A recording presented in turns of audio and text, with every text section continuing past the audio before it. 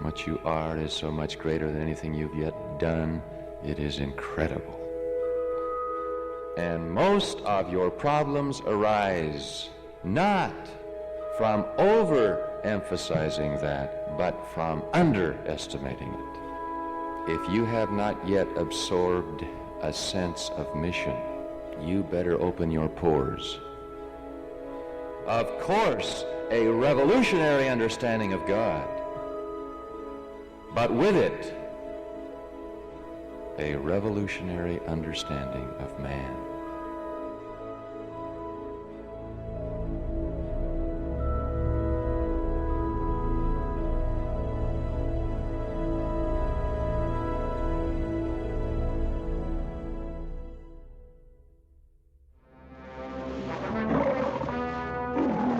When the movie Random Harvest came to Salt Lake, you could get in for 15 cents. And I went back 5 times. So it didn't just impress me, I was haunted. I was enveloped. And why? Well, it is for me the allegory of our life and our dilemma. It's a story of a wealthy, entitled Englishman who has fought in the war, been shell-shocked, is now in an asylum, doesn't even know his name or rank. And periodically, parents who have sons missing come hoping it's their son. It never is. He is not your son, then? No. That's exactly our dilemma.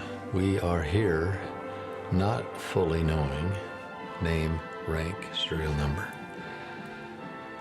We are here trying to find a niche or a mission.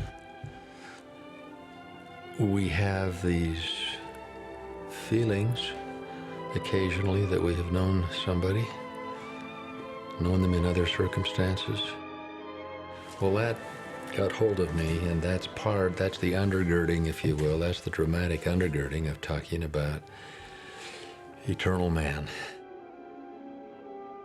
I first saw the book Eternal Man many years ago. It was intended to help students who were having challenges with philosophical problems, and so Truman wrote about the classic philosophical issues, the problem of evil, the problem of suffering. This is the stuff of which basic philosophy classes are made. The world of philosophical discourse sort of settled in hundreds of years ago with the notion that there were questions but no final answers. And here comes Truman, and he frames those great philosophical questions about the nature of man, the nature of evil and suffering. And Truman is just bold enough to say, you know what, there are answers to those questions, and here are the answers, and then he begins quoting Joseph Smith. I think what he represents is this idea that as we go out to make a difference in the world, we can only do so if we're true to both our academic training and our own personal religious scholarship. That is, there should be the appropriate faith commitment, which is our mother tongue, as we go out and speak the language of the academy. Truman did that ever so well. I think that he was reserved for his role, honestly, to be a teacher at BYU for unique purposes, to influence many, many people for good. Truman studied philosophy and theology at Southern Cal and at Harvard. And he mastered those disciplines and received advanced degrees in the most competitive kind of environments. He had an offer at a little college town outside of Boston, and I had fallen in love with Boston so wholeheartedly that living close enough that we could come into the big city, go to the symphony, go home again, that was my idyllic dream. For reasons to this day we don't quite understand, both had made up our mind that wherever we went, it wouldn't be BYU. And one night I had a dream, but I woke up Truman and I said, guess what, Truman? I believe we're supposed to go to BYU. And we started talking about it, and we really felt that the Lord wanted us to come here. Well, I met him when I was a student, and he was a young teacher. And we didn't have a philosophy major in those days. And so someone who wanted to study philosophy majored in something else. We had a philosophy department, but it was actually in conjunction with the religious education department. And the leaders then of philosophical training were Dave Yarn and Chauncey Riddle, and in his own way, Wes Belknap. Well, I suppose Truman went into philosophy because he had the same problem I did. I had a lot of questions that needed answering.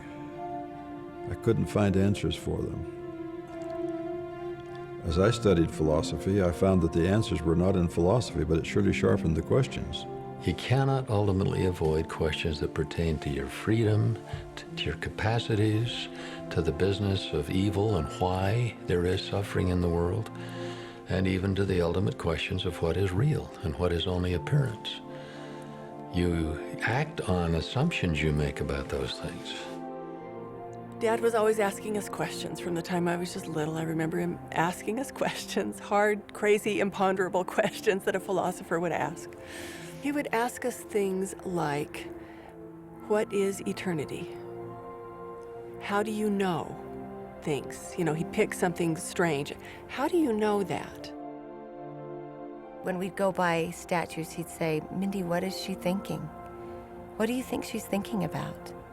He'd love to see how our young minds could wrap around really difficult concepts, which was very fun. I think some students feel that philosophy is altogether abstract. The trouble is it's unavoidable. Sooner or later, you're led to these questions. I've always enjoyed reading Truman because it seems to me that he thinks like a lawyer. Maybe that is because he's a very practical philosopher. And the law is a practical discipline. One learns it, but the better practitioners know how to make it apply in the lives and conduct of those whom they counsel. And of course, Truman had written a book entitled Eternal Man, which was all about human identity. And so I talked to him about that, and I learned that he had had struggles with his own sense of identity, partly because his mother had died when he was a little child. My mother, Emily Grant Madsen, died a month after I was born of what they then called childbirth fever. Truman was 2.5. Grant, our oldest brother, was 5. And so Truman and I have no memories of our mother. My earliest memory is seeing a truck back up to my aunt's house, and my high chair was on top. That's the earliest memory I have. And I, from the beginning, wish I could push my memory farther back. And I did, in fact, write a book on memory, that's one of the reasons. But I've never been able to get behind the truck. I think maybe the loss of Emily maybe brought them closer together in a way that they might not have been otherwise, and made family so important, and made having a close family of his own was important to him. Living with my aunt, I sometimes had a recurrent nightmare. It was as if the universe, I go like this as if it was round, but that it wasn't clear, but somehow the limits, I assume there are limits out there. The limits come in, and I'm right at the center, and they keep coming, and then everything becomes nothing, including me. Nothing. And I would cry, and my father would come in and say, "What's the matter?" And I would say, "Nothing," which was the right answer.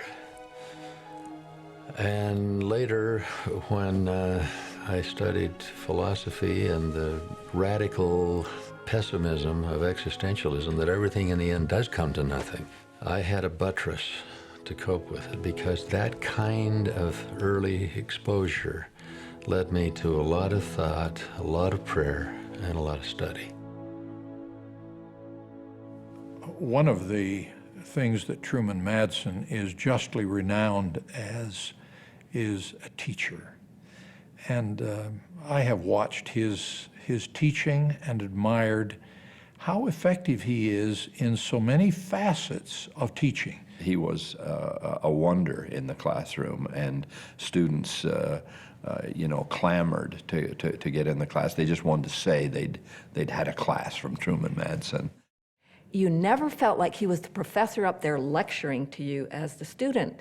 It was always, I am talking to you as one peer to another. I'm inviting you along. Let's have this exchange. You go read your books, you bring, what you've learned to class, and let's discuss it. He would give you about 3/4 of the answer when you really were burning, but he would always make you go get the rest of it.